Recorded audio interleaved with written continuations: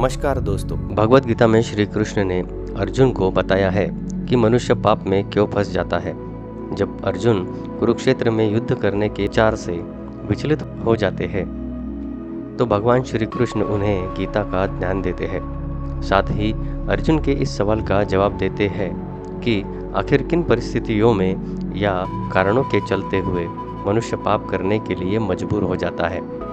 आइए जानते हैं इस सवाल का जवाब आज के इस वीडियो में। नमस्कार दोस्तों, आध्यात्मिक वायरल चैनल पर आपका स्वागत है। अगर आपने अभी तक हमारे चैनल को सब्सक्राइब नहीं किया है तो कृपया इसे ज़रूर सब्सक्राइब करें। और आप भी मेरी ही तरह श्री राम जी के भक्त हैं तो कमेंट में जय श्री राम ज़रूर लिखें। दोस्तों, आपने अपने आसपास टीवी खबरों में देखा और सुना होगा कि किसी जगह पर कोई चोरी हो गई हो तो कहीं किसी व्यक्ति ने आपसी रंजिश में किसी को मार दिया हो। कलयुग में हमारे इर्द गिर्द इतने अपराध हो रहे हैं कि हर दिन एक ऐसी विभत्स घटनाएं भी आम होने लगी है।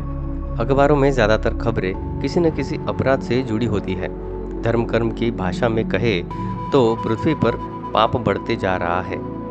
कई लोग तो छोटी छोटी इच्छाओं को पूरा करने के लिए बड़े बड़े अपराधों को अंजाम दे देते हैं।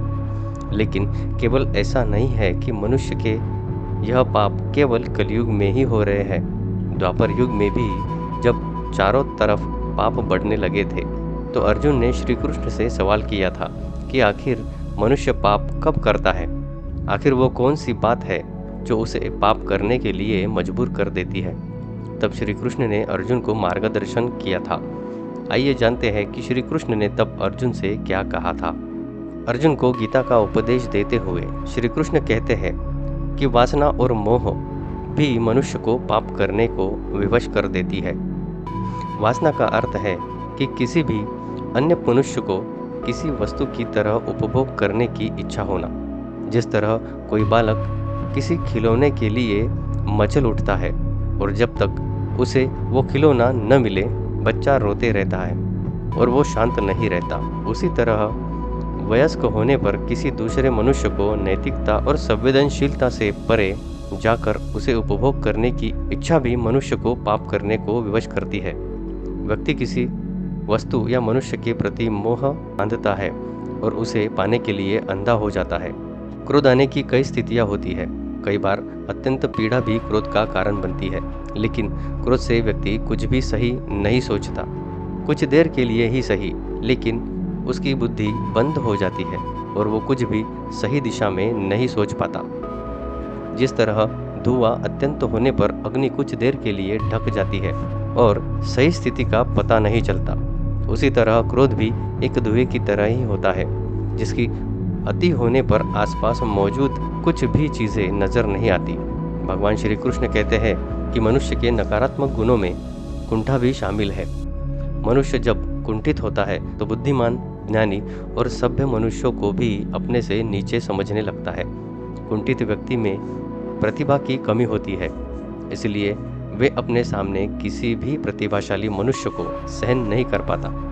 वे अपने आप को सर्वश्रेष्ठ दिखाने के लिए उस प्रतिभाशाली मनुष्य का बार बार अपमान करता रहता है और उसे किसी तरह से मूर्ख सिद्ध करने में लगा रहता है। जिस प्रकार दुर्योधन ने अपनी कुंठा में आकर हमेशा ही तुम 5 पांडवों को अपमानित किया है। इन सभी बातों को सुनकर अर्जुन ने श्री कृष्ण से सवाल पूछा कि पाप से कैसे बचा जा सकता है। इसका जवाब देते हुए श्री कृष्ण ने कहा कि प्रत्येक मनुष्य को सबसे पहले अपनी सभी नकारात्मकताओं को मन से निकाल देना चाहिए। मनुष्य को प्रारंभ के साथ अपने अंत का ज्ञान होना भी बहुत आवश्यक है। धरती पर हर मनुष्य की हर निश्चित आयु है, कोई भी अमर नहीं है। ऐसे में सभी को यह सोचना चाहिए जिस वस्तु को पाने के लिए हम इतने पाप कर रहे हैं उनमें से कुछ भी हमारे साथ नहीं जाएगा। व्यक्ति को आसक्ति यानी किसी भी वस्तु के लिए अत्यधिक लगाव नहीं रखना चाहिए। वही विरक्ति के भाव को भी खुद पर हावी नहीं होने देना चाहिए।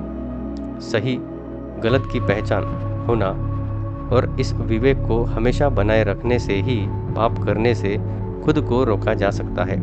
यही पाप करने से बचने का अंतिम उपाय है। तो इस प्रकार भगवान श्री कृष्ण ने अर्जुन को पाप से बचने का उपाय बताया। दोस्तों, आज के युग में हमारे हाथों से जाने अनजाने पाप कर्म हो जाते हैं। हम लोग भी श्री कृष्ण ने बताए इस उपाय को हमारे जीवन में उपयोग करके पाप कर्म करने से बच सकते हैं। दोस्तों, आज के लिए बस इतना ही। उम्मीद करते हैं कि आपको ये वीडियो अच्छा लगा होगा। अगर आपको ये जानकारी अच्छी लगी हो तो कमेंट करके ज़रूर बताना। इस वीडियो को लाइक करना मत भूलना और ऐसी ही नई जानकारी के लिए हमारे चैनल को सब्सक्राइब ज़रूर करना। धन्यवाद।